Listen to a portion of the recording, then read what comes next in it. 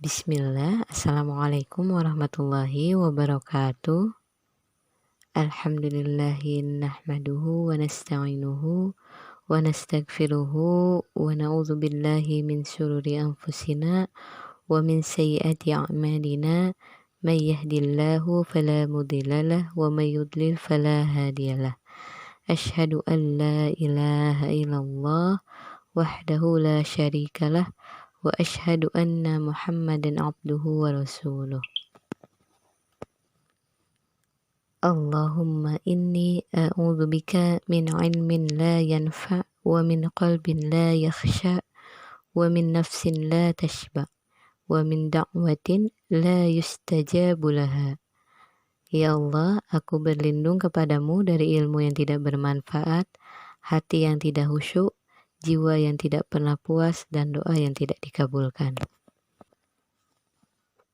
Kaifahalukum anak-anak kelas 2C. Hari ini Jumat 24 Juli 2020, Ustazah akan menyampaikan mata pelajaran Pendidikan Agama Islam kelas 2 Imam Nawawi School Cibinong.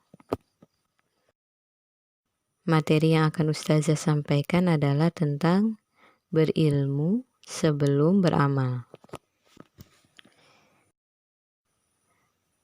Allah berfirman dalam surat Muhammad ayat 19, Fa'lam annahu la ilaha illallah wastaghfir li dzambika walil mu'minina wal mu'minat wallahu ya'lamu mutaqallabakum wa mathwakum. Yang artinya, maka ketahuilah bahwa sesungguhnya tidak ada ilah, sesembahan Tuhan selain Allah, dan mohonlah ampun bagi dosamu dan bagi dosa orang-orang mukmin, laki-laki dan perempuan. Dan Allah mengetahui tempat kamu berusaha dan tempat kamu tinggal. Dalam surat Muhammad ayat 19, Allah memerintahkan kita yang pertama, belajar terlebih dahulu. Kalimatnya, fa'lam annahu la ilaha illallah, menunjukkan perintah untuk berilmu terlebih dahulu, bahwa tiada Tuhan yang berhak disembah selain Allah. Yang kedua, beramal, beristighfar kepadanya. Dalam kalimat wastaghfir li dzambik, menunjukkan amalan, yaitu beristighfar kepadanya, kepada Allah Subhanahu wa ta'ala. Surat Muhammad ayat 19 ini sekaligus menunjukkan keutamaan ilmu. Artinya, tidak mungkin kita melakukan semua perintah Allah tanpa kita memiliki keilmuan tentang siapa Allah dan kenapa kita menjalankan semua perintah Allah Subhanahu wa ta'ala. Imam Al-Bukhari rahimahullah menulis al-ilmi qabla al-qawli wal-amal, yang artinya ilmu itu sebelum perkataan dan perbuatan. Di sini menunjukkan bahwa kita harus berilmu sebelum beramal. Tidaklah sah suatu amalan yang tidak didasari ilmu terlebih dahulu. Selain dapat menjerumuskan kita dalam kesesatan, beramal sebelum berilmu juga dapat membuat amalan kita tertolak, sehingga membuat amal tersebut menjadi sia-sia.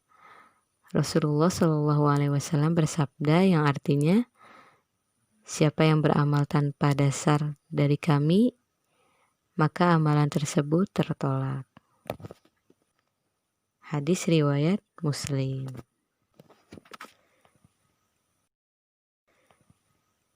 Yang pertama, kita tidak bisa beramal kalau belum belajar. Kenapa? Misalnya, yang pertama, kita tidak tahu menuntut ilmu itu wajib, maka kita akan malas belajar. Beda dengan orang yang sudah tahu bahwa berilmu itu wajib, maka ia pasti semangat menuntut ilmu. Karena menuntut ilmu itu termasuk kunci menuju surga. Seperti hadis, man salaka tariqan yaltamisu fihi ilman sahalallahu lahu bihi tariqan ilal jannah.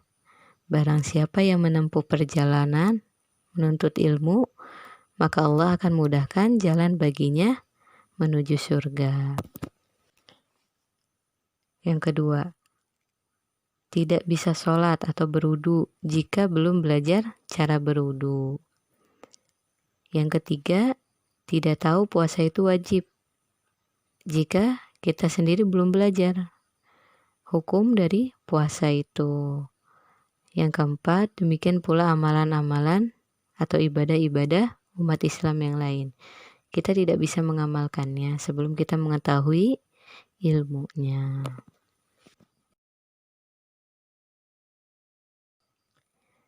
Yang kedua, kita tidak bisa berdakwah sebelum berilmu. Bagaimana kita bisa menyampaikan suatu kebaikan kalau kita sendiri tidak tahu mana yang baik dan mana yang tidak?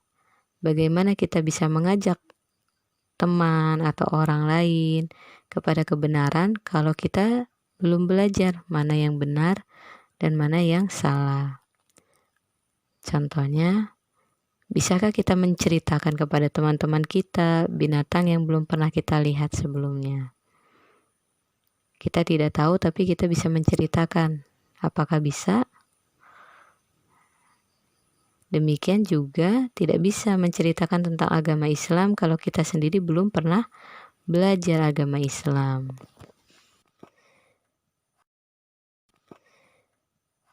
Bersabar pun perlu ilmu.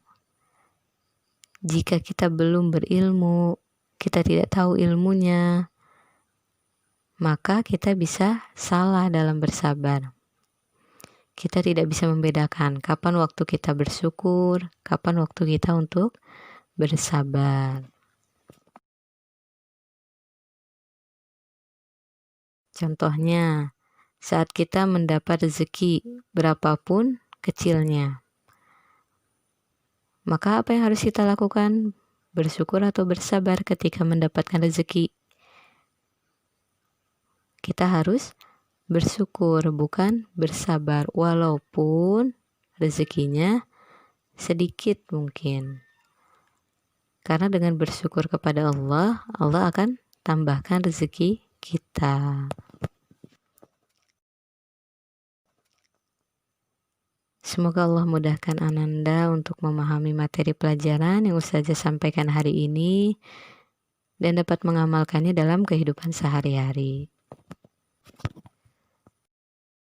Jazakumullahu khairan. Barakallahu fiikum. Kita tutup dengan doa kafaratul majlis. Subhanakallahumma wa bihamdika asyhadu an la ilaha illa anta astaghfiruka wa atubu ilaik. Assalamualaikum warahmatullahi wabarakatuh.